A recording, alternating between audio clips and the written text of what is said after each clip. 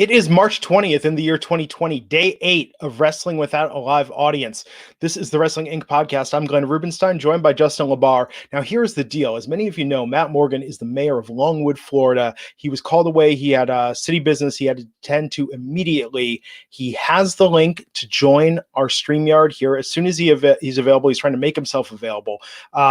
This is not gaslighting, saying Matt will show up when he shows up or he'll be here soon, but I just want to be really real with you that he is dealing with things for his community right now that are bigger than the world of pro wrestling, and he has every intention to try and make it tonight. So we hope he's able to join our broadcast in progress. Can't promise anything, but he said he's going to try. That being said, you've got me, you got Justin. We're here to talk about SmackDown, the third WWE show without an audience. I'm not really counting NXT. I think that they didn't even really try. It's not even worth counting as a WWE attempt of the new format. NXT was a show on tape. Yes. And I have to say tonight, I think this was a huge improvement, especially of what we saw Monday. And I think that this format might actually work if they keep experimenting with it. Well, they definitely took a more honest attempt at trying to replicate a normal SmackDown, right? I mean, granted, they did cut away for, I don't know how long it was, half hour at least, to show a WrestleMania 30 match. But yeah, I mean, they did something, obviously, the format of it just did feel a little bit more traditional SmackDown. Now, again, it goes back to, especially when you put it side by side to comparing to what we talked about with AEW a few nights ago, you still were seeing these empty seats. You're still hearing nothing for the most part while these matches are going on because there is no attempt to put people in the crowd like AEW did with their wrestlers. But this is the reality. This is the new reality for the temporary time. And it is what it is. I guess at this point, maybe at this point it's try to condition us to accept this as the new normal, because we're gonna have to accept this new normal for the granddaddy of them all this year, WrestleMania. WrestleMania, which can take place over 2 nights, and they are just add-in matches tonight. We saw setting up. I mean, I wonder if we're gonna end up with 2 nights, not 3 hours each, but 2 nights of 5 hours each, with its own pre-show and everything. Well, they can't do battle royals. Obviously, that would be very much against social distancing. But a gauntlet match. So we're not going to get battle royals. So it only took a pandemic for us not to get to get 2 or get Andre the Giant battle royals. That mean nothing. But yeah, so there just seems like they're just unloading these singles matches on us, and I'm surprised by this. Honestly, I really did think that when we found out earlier this week that it was going to be a 2-night event, April 4th and April 5th, at the time, I think there were 8 matches that we knew of, the core 8 matches that they've been building Mania around. And then usually at this point is when you get these secondary matches that come in, a lot of the matches that get relegated to the pre-show essentially. But I thought when they announced it was going to be 2 nights from the Performance Center, I thought they were just going to keep it at those 8, and they'd kind of make it, the best of the best, the way WrestleMania honestly should be. But because they are in this situation that they would not, Vince would not want to put any more matches that aren't necessary out there in this situation that's less than ideal. But it seems that that's not the case, because now we're getting probably an IC title match contingent on what happens next week on SmackDown. We're getting, I think another women's match was made tonight. I don't think they announced it, but we saw business with Otis and Dolph. So this could be a combined 10 hours between the 2 nights, which I know people are looking for things to watch and looking for entertainment and looking for things to look forward to. But even still, when self-quarantine, and I don't know if I want that much wrestling on those 2 nights. And what are you hearing about these rumors that WWE is now proactively, finally, after people have been saying it for a week, they're finally going to shoot a whole bunch of content now to help them get a little ahead of things going into WrestleMania? Yeah, that's one of the big reports we had on Wrestling Inc. today, is that it's believed, there's 2 episodes of Raw now and 2 episodes of SmackDown now remaining prior to April 4th and April 5th. It's believed that they probably are going to start getting some stuff in the can, as they would say in TV, so that way they don't necessarily have to keep bringing talent and crew back multiple times, that they can try to, while they have everybody, because they are testing people as they go to the Performance Center, making sure they're healthy. So if you can do that now while they're all healthy before you send them back out in the world, not knowing what they could pick up and who they come in contact with, and then keep coming back, it's smart. I get that. And really, if you have such a small closed set, you can kind of control you can kind of control and know who's there, and try to hope spoilers don't get out. If spoilers get out, it's okay. It's one of a handful of these people that leaked it. So I make that make sense.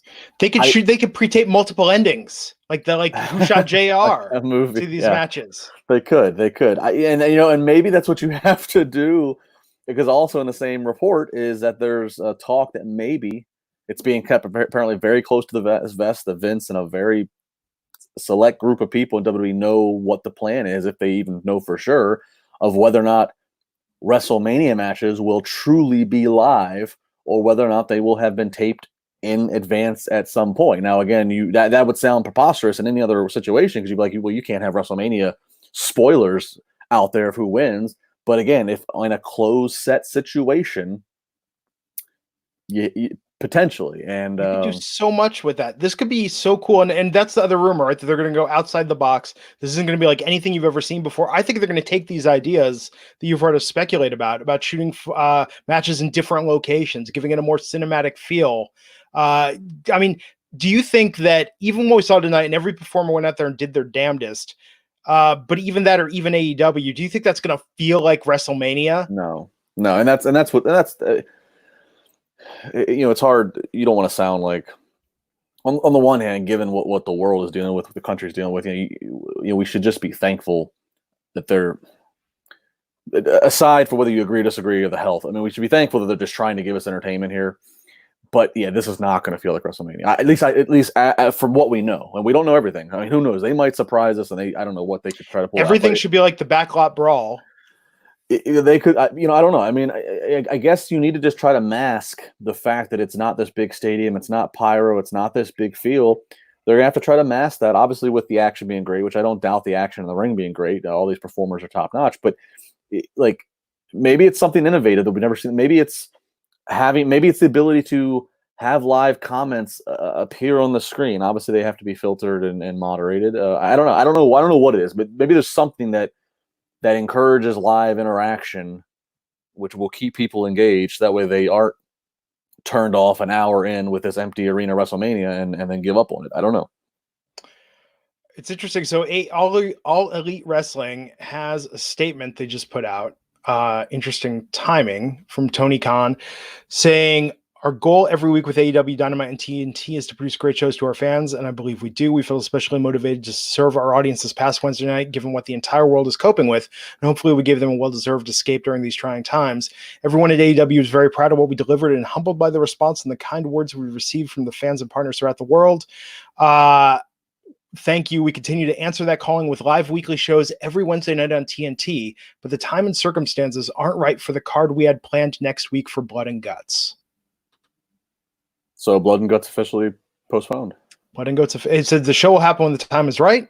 But you can count on instead this coming Wednesday night is a great live episode of AEW Dynamite featuring Jericho confronting Matt Hardy face-to-face, one-on-one for the first time ever, and a tremendous night of wrestling action. In the meantime, AEW, yada, yada, thank you, et cetera, et cetera.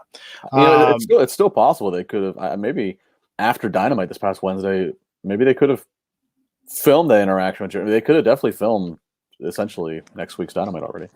Yeah. Mr. Matt Morgan coming to us from an undisclosed location. No, I'm in my car because you got crazy stuff happening here in our city right now. Everything okay? No.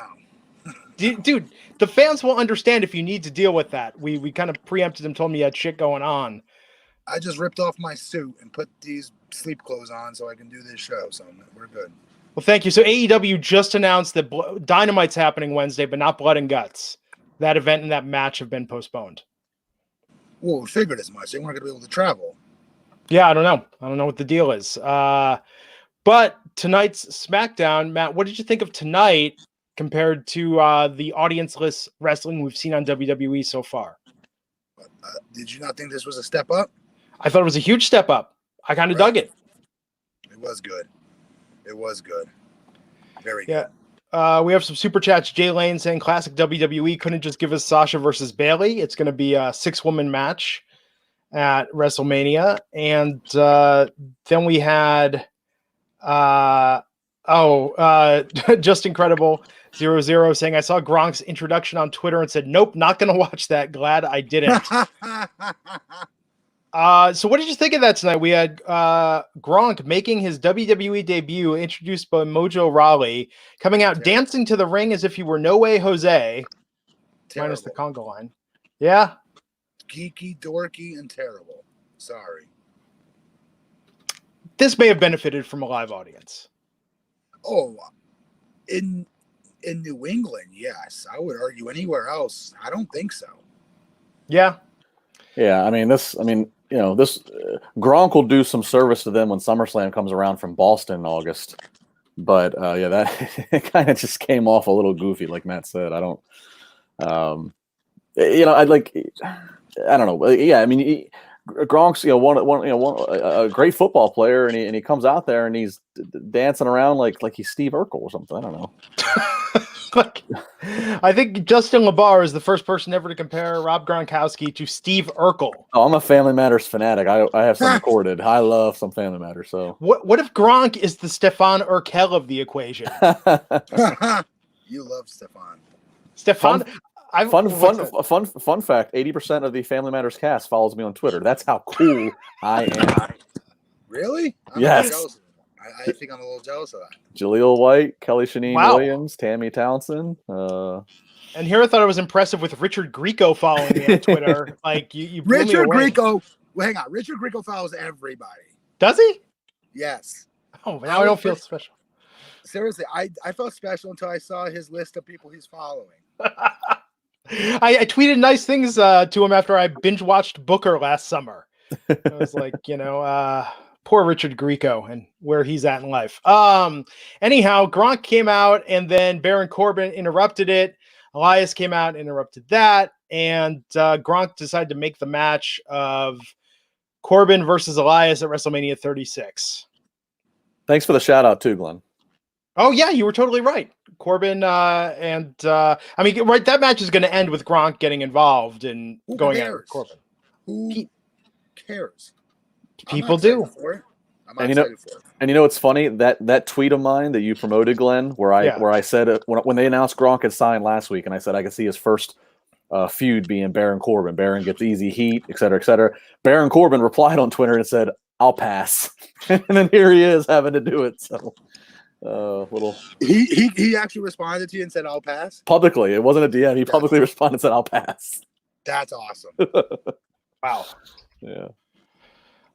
So after that, I feel like that's going to be the big headline from tonight. But for wrestling fans, whatever. Good for Mojo. Mojo is the biggest winner in all of this.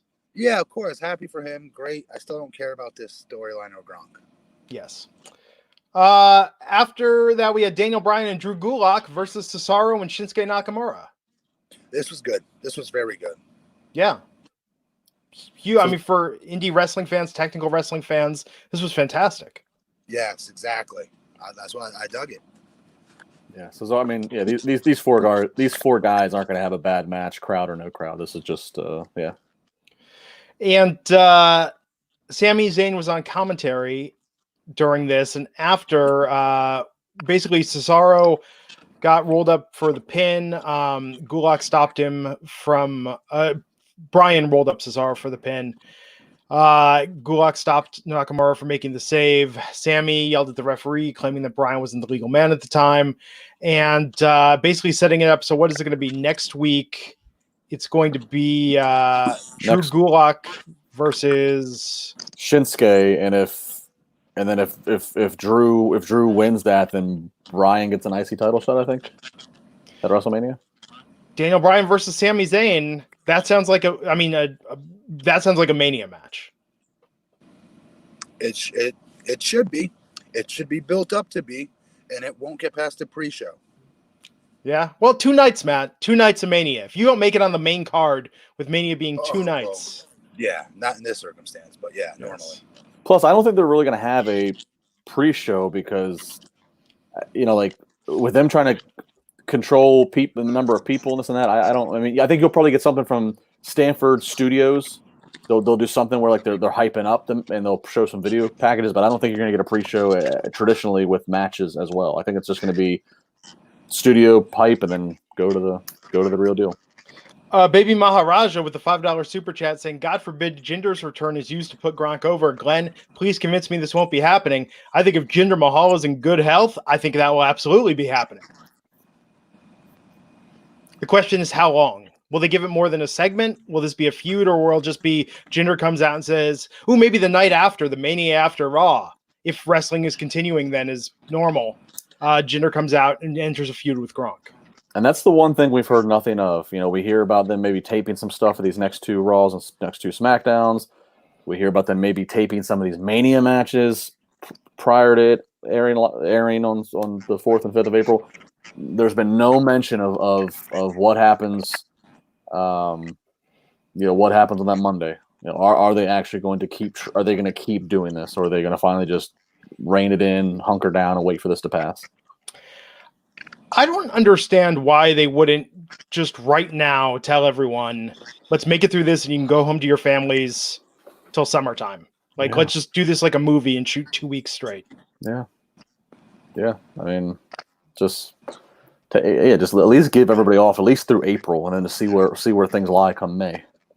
And I think, I don't know. I don't want to get into it. I feel like we've become the coronavirus podcast for half of our time in recent memory. But yeah, I think they really need to make sure they keep the quality up and keep programming going, because I think once people get out of the routine, I don't know that it's going to be beneficial for WWE in the long term. So we had Bayley and Sasha Banks come to the ring, Paige Skyping in from Los Angeles. And this was an interesting angle. I know people had speculated before that Paige was going to come back and maybe get into something with them, but instead she was there to essentially say that, they're not respecting the women that paved the way for them. She was going to announce Bayley's match for WrestleMania, and Lacey Evans, then Dana Brooke, of course, to which Bayley laughed and said, what's next? Is Tamina going to be in the match? So Paige added Tamina, Naomi, and then lastly, Sasha. So I guess the prediction was right. We are getting Sasha versus Bayley at WrestleMania, just with 4 other women as well. I'm sure it comes down to the 2 of them at the end. It has to, right? There's no other way to book that. Yes, and it's smart. I wouldn't waste Becky versus Sasha on this WrestleMania where there's no payoff. Yeah. I think that's smart. I mean, it sucks for us to have to watch it instead of watching what we want to watch, but business sense, and for the girls, that still gives them another money match down the road, and I'm glad that they're saving it. What's up with Paige, Justin? Was there any? She was going to wrestle anyway. I'll tell you right. I know Paige. She wasn't going to be able to wrestle. Yeah, I mean, I can't offer more than what Matt just did there. Yeah. It's just weird that they teased that angle of having her involved. It felt like tonight, like she was going to manage. She wasn't going to wrestle. Gotcha. Special guest referee or manager. Oh yeah, that'd be good. So to hype the match at WrestleMania 36 between John Cena and The Fiend, we got the replay of Cena versus Wyatt at WrestleMania 30 from 2014. God, hard to believe that was 6 years ago. Matt, what did you think rewatching this match and using it as the crux of saying this is where The Fiend was truly born? I thought it made sense, didn't it? It's ignoring everything Bray did for the 6 years in between. How? Well, this idea that, Bray was still out there doing his jibber jabber, the same shtick. Like, he didn't disappear, and then we didn't see Bray, and he came back, and he's like, oh, I mentally broke, and now there's the Fiend. It's meant to signify that this was the start of the downward spiral. Him losing to Cena, and then everything from that point until the Fiend was created is why the Fiend was created. I think the most interesting aspect is, like, them showing this, and they've gotten good numbers off of showing premium content from the network in these recent weeks. I think the interesting thing is they're basically showing a WrestleMania match with the with the sub context being this match didn't go the way the guy wanted, and like almost like saying this match went bad, and that's why this guy has spiraled. Yes, and led to him phoning it in a little bit after that, doing the crazy stuff with Matt Hardy, all this stupid stuff that we didn't like. It's not his fault. It's John Cena's fault.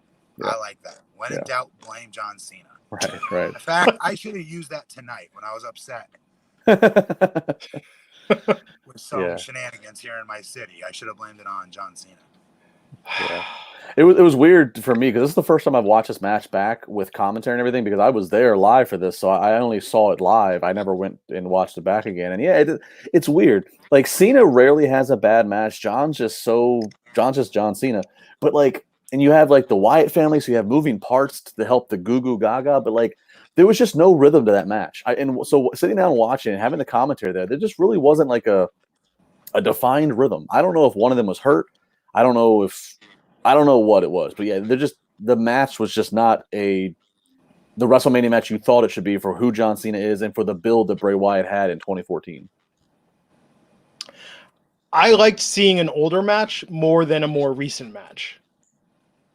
I think this worked better tonight than the other replays we saw. The Rumble match was cool, but like I would rather have watched this again 5 times than the Elimination Chamber match again that we just saw recently. So, well, that comment actually segues into the other news item I was going to bring up.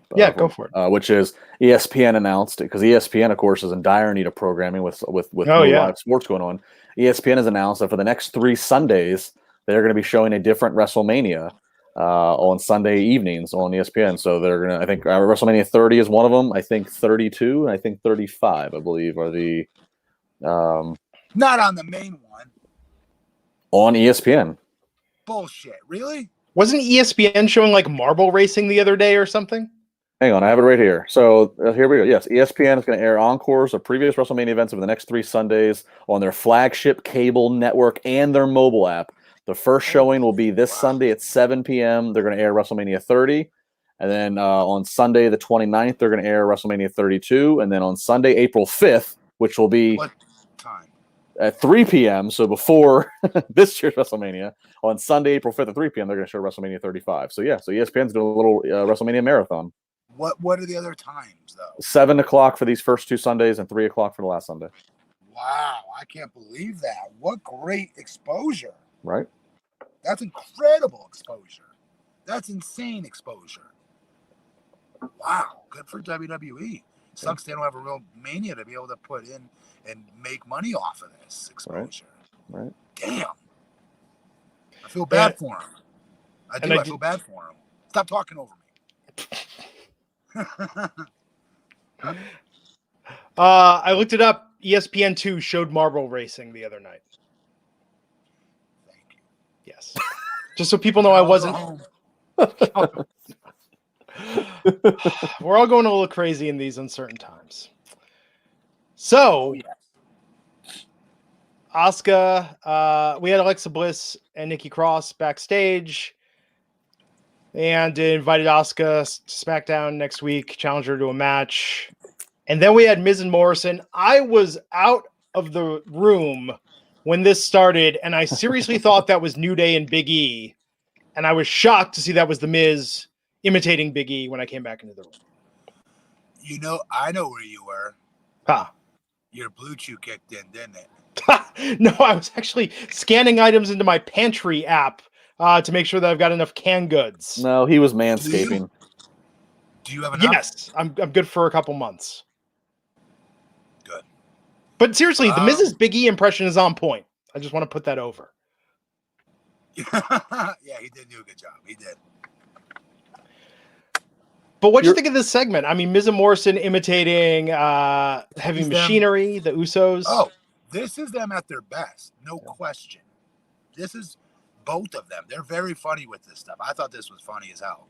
This is one of the advantages of having an empty arena show is you can edit something like this together. Gio Rio giving a €20 super chat. We are international here, saying thanks, Mayor Morgan, and good luck with your work. AEW for me still felt as a spectacle, while SmackDown for some reason emphasized the emptiness, maybe the lights, and too much Michael Cole. I wish everyone a lot of strength. Thank you so much, Gio, for that super chat. I agree. I agree with Gio Rio. I don't want to compare the two, but there was no comparison still. AEW smoked this show too. Yeah. It was better though. It was better, but they gotta dim the lights on the empty chairs. I think that's for me the toughest part. But that being said, okay, so they got weird with this tonight, right? I mean, we had Morrison in a unicorn costume, Ms. Morrison in bacon suits, imitating Heavy Machinery, imitating the Usos. 20 euros is officially $21.51 American. For those wondering at home. Wow, the dollars really dropped. I wanted to calculate that real quick for you. Did you say that's $21? If I did my math right, yeah, it's $21 US. I'm not trusting your math right now. Chat. Well, it's not. It's just use your phone, Morgan. Come on. No, that's about right. We have a Morgan, European. What do you? Wait, time out. Let's rewind that. You don't call me Morgan. I'm not like you're not my point guard on my basketball team or my college roommate. Or I'm your conversation. I've had to have. Listen, with my own wife. How about that? When I was in college, my wife, who's now my wife, referred to me as Morgan. And I had said the same thing to her that I'm saying to you. All right, don't get You're hot. not my point guard. You ain't my coach. Don't get hot. Wait. Time out. I am your podcast colleague. So what would you like me to call you? LaBar. That's whatever. You can call me LaBar. That's what all my friends call me. You're like a 1989 out-of-date bully. Morgan, you can call me LaBar. It's fine. Hey, LaBar.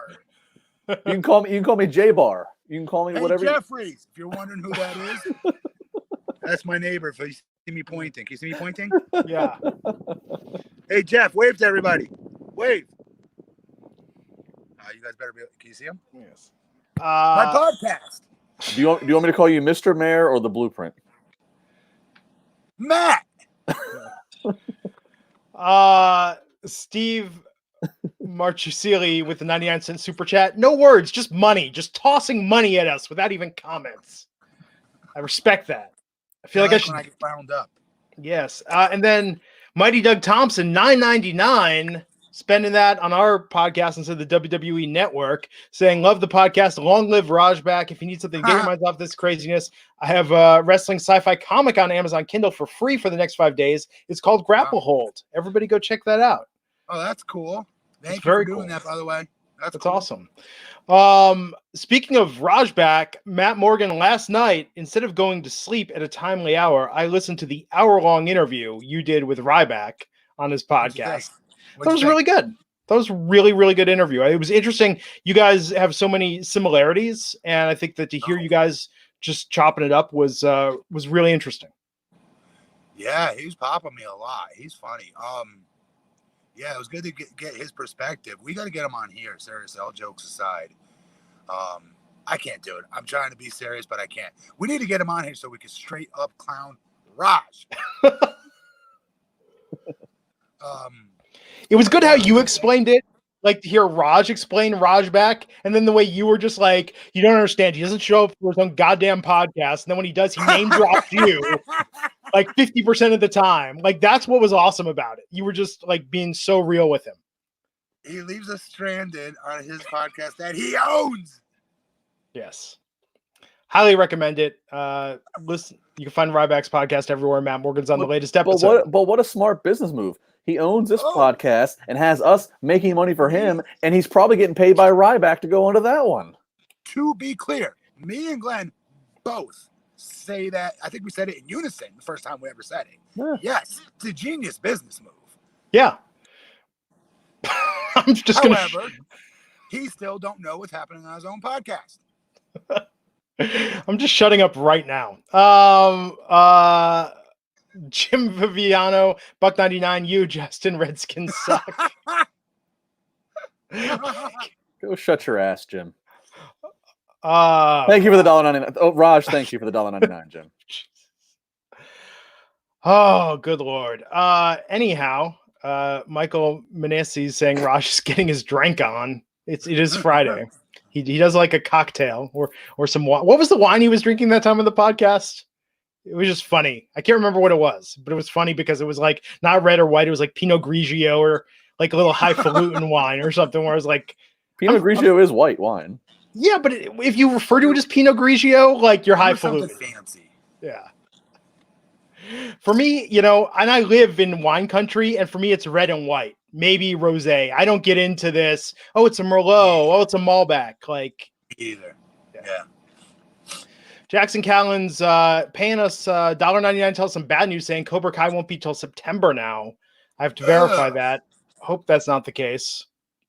Wait, I don't understand the reasoning as to why though. Why didn't they already do it? It's already season 3 is already shot. Let me Google this. It's funny. So why would they not release it while everybody's home? I don't know. I'm not seeing this confirmed. Let me look. Do you know what I mean? That would do a monster number, I'm sure, if however they rate it. Yeah. Let's see if I can get this confirmed whilst we talk about things. Yeah, I don't know.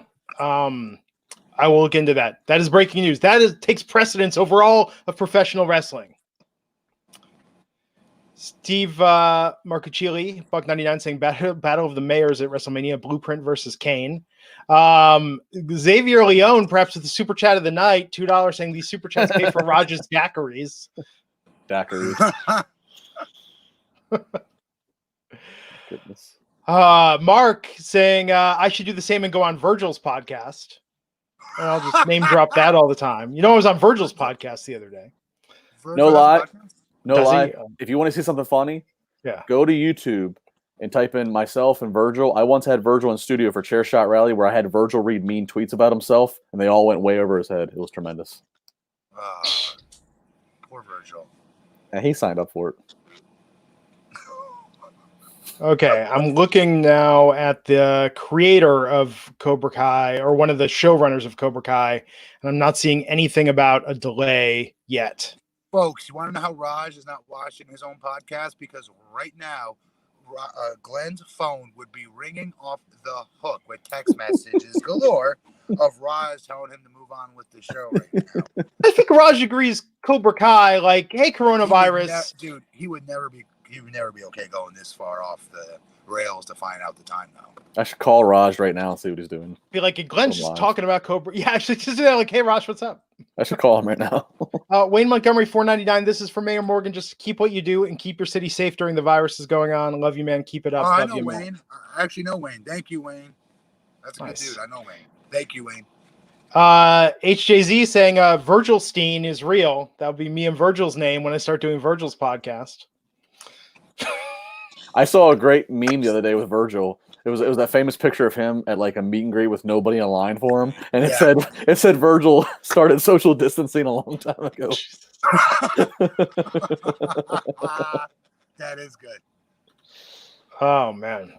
So back to Miz and Morrison. This led to a match between Miz and Morrison versus Heavy Machinery tonight. Decent length match. What did you think of Heavy Machinery without the live crowd there, Matt? It's not the same thing.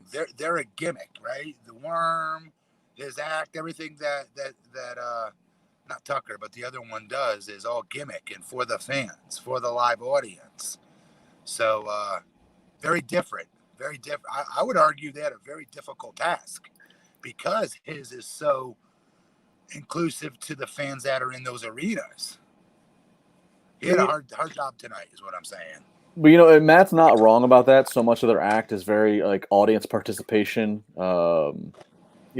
driven. But I'll say this: that Heavy Machinery actually is one of the better acts that shines in the empty arena situation because they do so good talking in character and doing so much stuff in character in between the moves. And I could hear every word of it tonight because you didn't have crowd noise. That like actually like it like actually amplified them in a way positively to me. Like when Otis was getting kicked and stuff like that by Morrison in the early part of the match, Otis is, he's talking, he had comments, he's rubbing his belly, and like you could hear it all. It's kind of like they made it work to their advantage. What did he say? Well, just the stuff that Otis would say, like, "Oh, that's my belly, big boy." I don't know, like he just like made it entertaining. He made it as entertaining as possible. Glenn, you effed that all up by laughing before I got him to say these things. Thanks, well, commit to it. Commit to it, Justin. I want a reenactment for the benefit of Mayor Morgan here. Tucky hit my belly. Something like that. I don't know. Did he say that? Something like that. I didn't catch it. So I'm not trying to be a jerk. No, but if you go back and watch it, he like I don't know. I remember I tweeted this as I was watching because I didn't want to forget the thought. Like he just they shine because like they are really good at like doing the little things in between the moves. I don't know. Okay. But you're right, Matt. You're not wrong though. Like it sucks to have. Thank you. It sucks. Thank you. Matt is a little understandably salty tonight. Morgan is not wrong in this situation. You need to have Lord. crowd to do the worm. I'm thanking him. How's that salty? No. You're one of those people, Matt. Do people ever have to ask you, like, wait, are you being sarcastic or something? Because you have a little tone sometimes where I can't tell. That's the point. Yes. That's how I pop myself. And then later you can just say, I was being sarcastic. Versus, if you heard on the podcast, I'm not just plugging it, but if you heard on the podcast with Ryback, I sound like Raj right now, name dropping Ryback, when he was talking in the conversation about wanting to like go off on people and having to control himself like Bruce Banner and the Incredible Hulk when he meets fans in person. Did you hear that? Yeah, it was good. I thought that was the funniest thing ever. That he has to he's telling himself that, you know, relax. This probably isn't that fan that was talking smack about you on Twitter. And how did he put it? It's like the Hulk having to be eloquent and just go through those motions.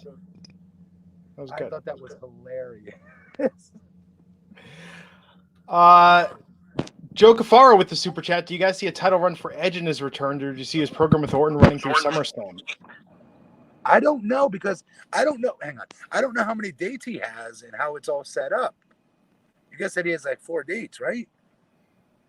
4 matches, I think. Wasn't it, Justin? So then, no, I don't see a title run for him. No. I think you're going to see Edge at the Saudi. I think you're going to see him at the 2 Saudi shows a year, and then you'll probably see him at like a Mania, SummerSlam. Yeah, but I don't think you're not going to be seeing him at Backlash. No, and I don't even think he'd be interested in a title, right? You know what I mean? No. So Ziggler got into it with Otis showing him photos of him and Mandy hanging out, and that distracted Otis, and Otis did steel chair shot. Referee called for the bells to the Miz and Morrison won due to DQ. Ziggler looked down from the stage. Otis was super emotional. Destroyed things at ringside. It was good fire by Otis. I mean, he laid some chair shots in. It was good fire by Otis. We saw a different gear, a different level. But up to this point, Otis has been Chris Farley. It's always Chris Farley, funny man. Yes. This is what you just said. Yeah. Yep. DJ Brian C, $2 super chat saying, Matt, how great is Richard Drummond's mustache? Amazing, DJ Brian C. It's the best stash there is. That has to be Richard. Incredible. He is a full Fu Manchu and pulls it off somehow. He's able to pull it off. It's a very manly mustache. Is there a womanly mustache? I don't know. I'm just trying to make something up. I don't know. What do you want from me? I don't know. I'm just curious. I'm like, if that's the manliest mustache, what's the least manly? Maybe the little You're like looking fancy at it in the middle, dead center. The center square, Bob.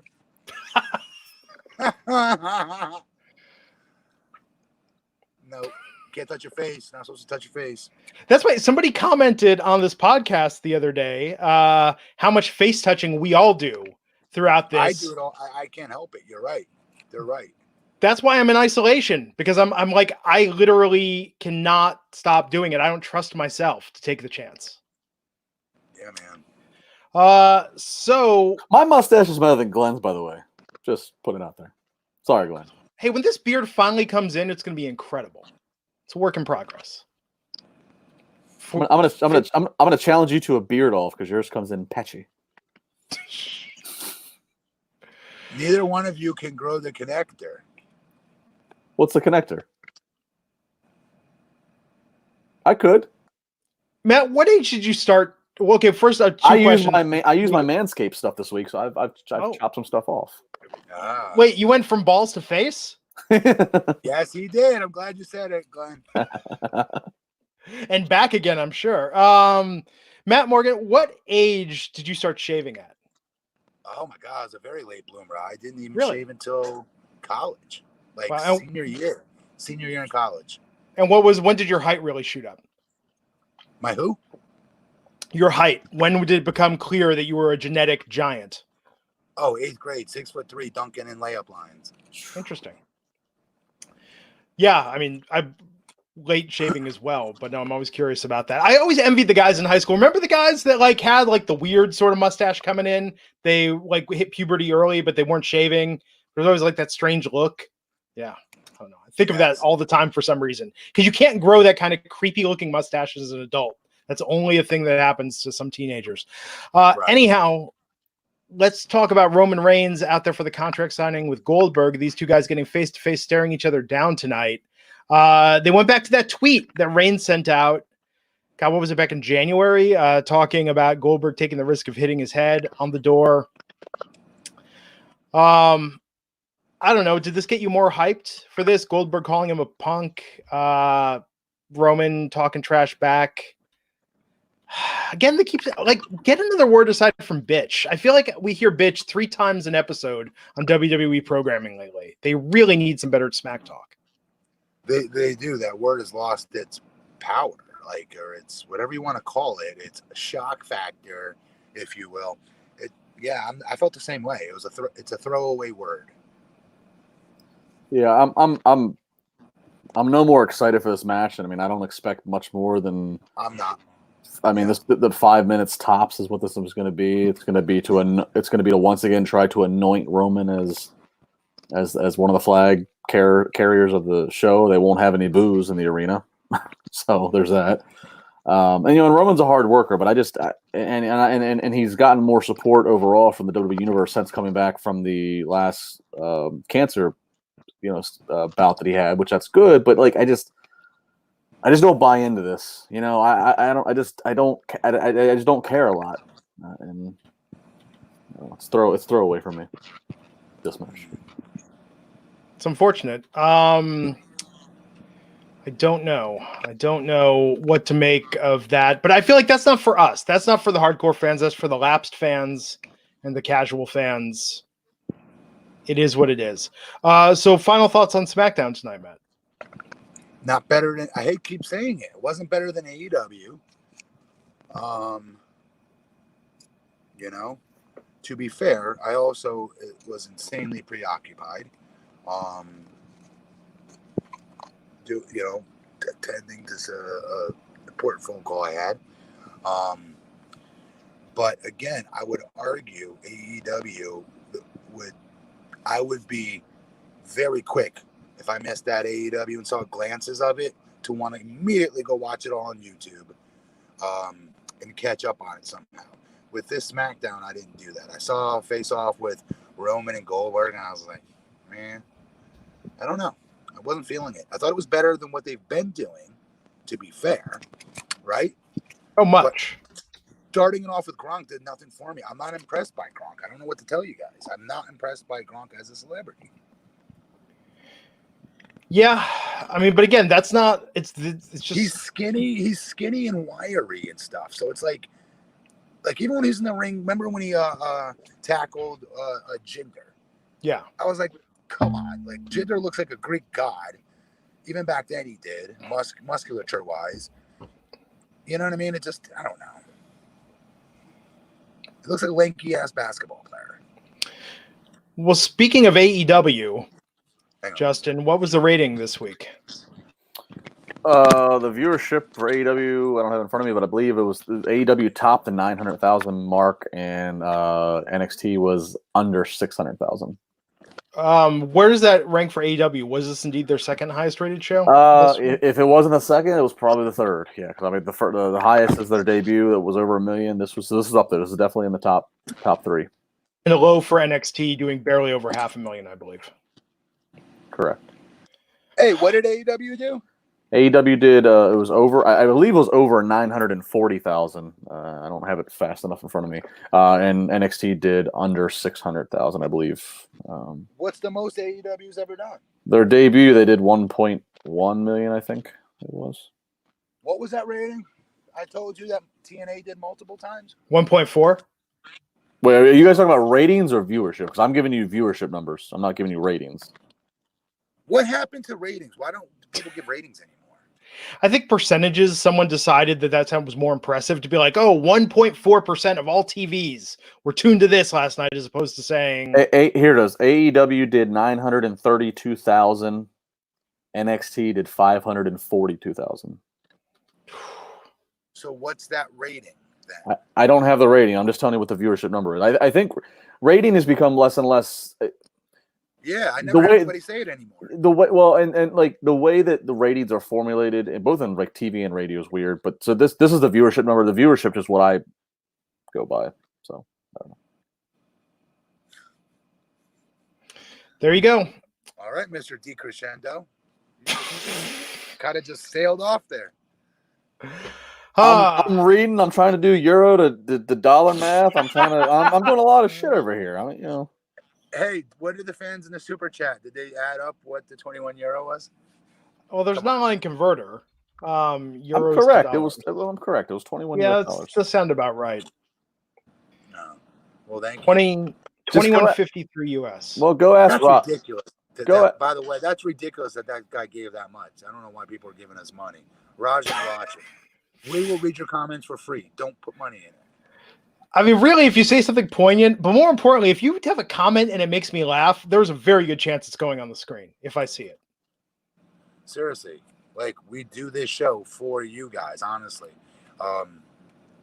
Seriously, am I wrong, guys? Like yes, we love talking about wrestling.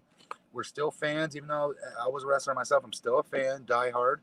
But a lot of the reason we do this is, especially now, is to keep so many of you guys entertained and get your mind off, other stuff. So it makes me feel guilty when I see you guys do super chats. Don't waste your money and use an asterisk or something. So we know you would have spent money and Glenn will know to go to it and then read it. That's going to be our code. Raj is going to delete all of this when he edits. But Matt, wouldn't everybody then just put an asterisk and be like, yeah, I was going to give you $1,000, but I didn't. Yeah. Read my super chat. Yes, but moral of the story is, like, seriously, we don't, we're supposed to be doing this, especially right now, to get people's mind off stuff. And let me tell you, at 4:00 today, we kicked off work for the day and we're thinking, oh, let's watch a movie, let's do something, and realized, oh shit, I've got to watch wrestling tonight. But quickly, that turned into, but wait, I get to do the podcast tonight, and that I was looking forward to. Wasn't looking forward to SmackDown, but I was looking forward to doing this podcast. So were our viewers. Yes. Mighty Doug Thompson bringing up an important point. Gronk sounds like a TurboGrafx mascot. I know what he's referring to. Bonk's Adventure, the game on the TurboGrafx. So, Justin, you're too young for this. Sit it out for a second. Mr. Matt Morgan, in the early 90s, were you Team Super Nintendo, Team Sega Genesis, or Team TurboGrafx 16? Definitely Team Sega Genesis. That's where it was at. I did own a TurboGrafx, though. Sega Genesis was the first step up. I had that. Before. Like, TurboGrafx was good, but it was very rare. None of my friends had that. Yeah. Honestly.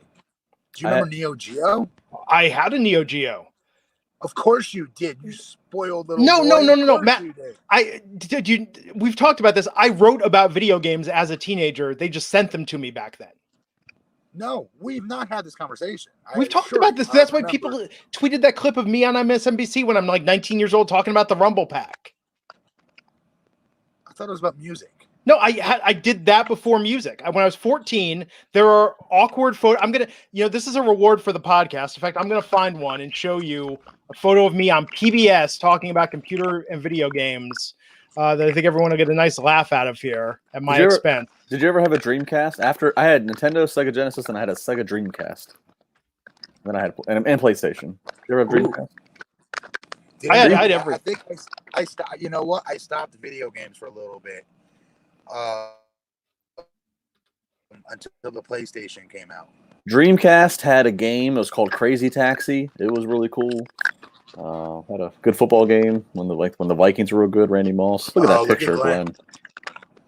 16 years old on PBS's Computer Chronicles, talking about computer games.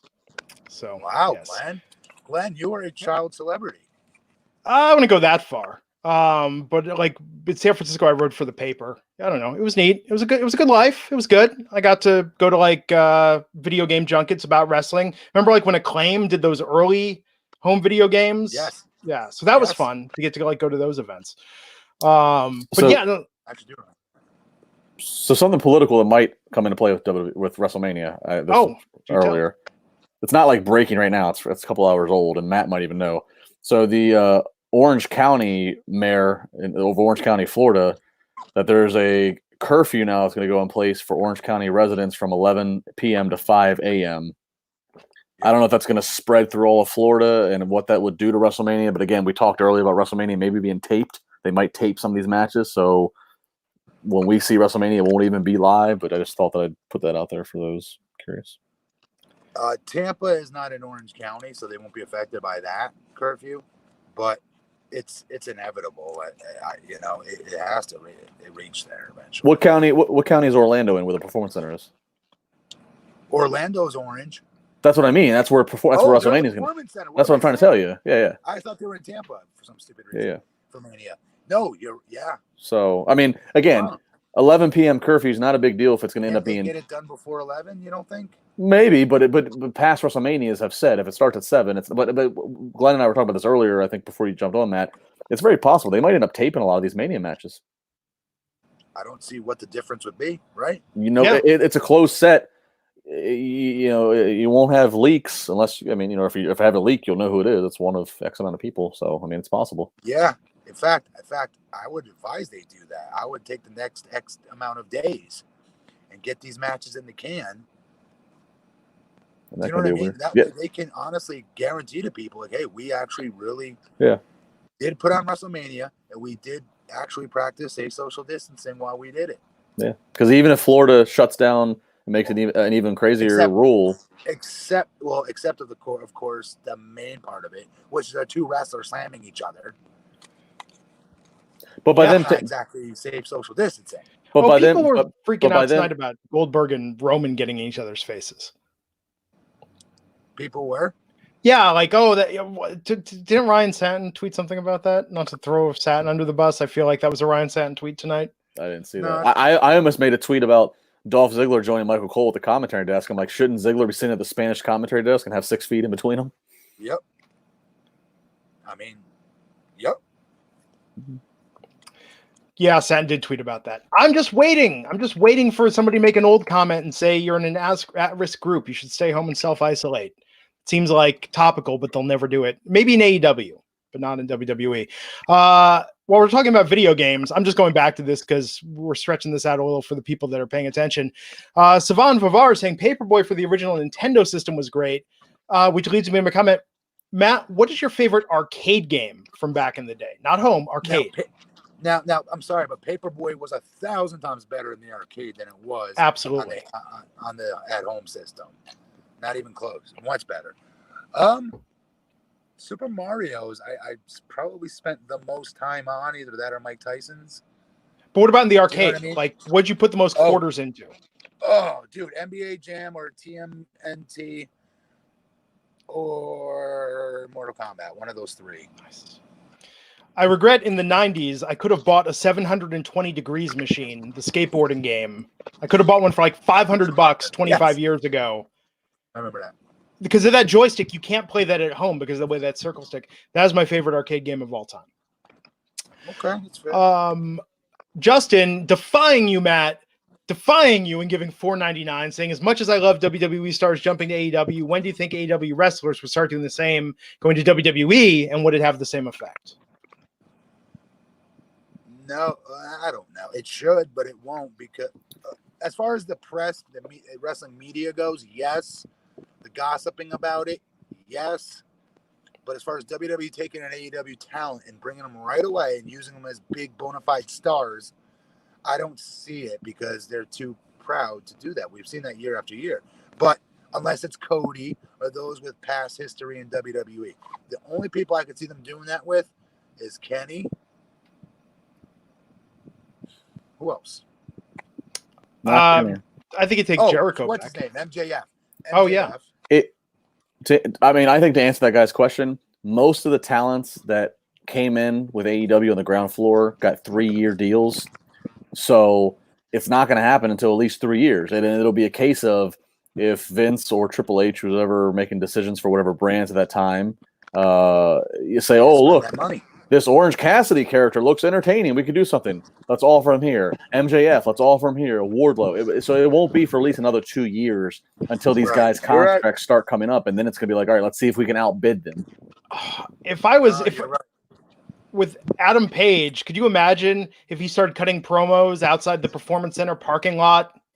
If they really just wanted to keep turning him in distance, like they wouldn't do it. That's a little too WCW. I think something like that would get people talking. It would be a good angle at some point if this rivalry stays heated. Terry Allen Jr. again Matt. Stop telling people not to do it. Now they're just giving us more money. Saying Roman as champion doesn't help the company. If Vince had new stars ready years ago, Cesaro, he would have been wonderful. Yes, but hitched his wagon to Roman Reigns. By far. This is all true. Yes. Clay Ford saying, oh shit, arcade games, Afterburner and Splatterhouse. Remember the first time you saw the arcade game, you could sit inside and it would like, some of them would even go upside down, but they would like go back and forth with it and stuff. That was like the most mind-blowing thing ever to me as a child. It was. I still kind of want one of those. I wonder how much they cost. What else do we got, Justin? I already did all of it. Mania's on ESPN, and we talked about them taping stuff for Raw and SmackDown these next couple of weeks and taping WrestleMania. That's all I got. Ahmed is saying, why didn't I ask Justin about arcade games? Justin, were you young enough to where arcades were still a thing when you were growing up? Yes, arcades are a thing, but I wasn't a big arcade gamer. Like I said, I had a Nintendo when I was really, really, really little. Sega Genesis, Sega Dreamcast, had PlayStation 2. Then I kind of started to fall off. There you go. There you have it. Is there anything else you guys want to cover here on this Friday before we go back to the real world and all of the reality we live in? I'm going back there right now. I got to go. Okay. Till next time, we'll see you back here Monday. He's at BP Matt Morgan. He's at Justin LaBar, Matt Glenn Rubenstein. We'll catch you back here on the Wrestling Gang podcast. Stay safe, stay healthy, stay sane, and we'll see you back here soon.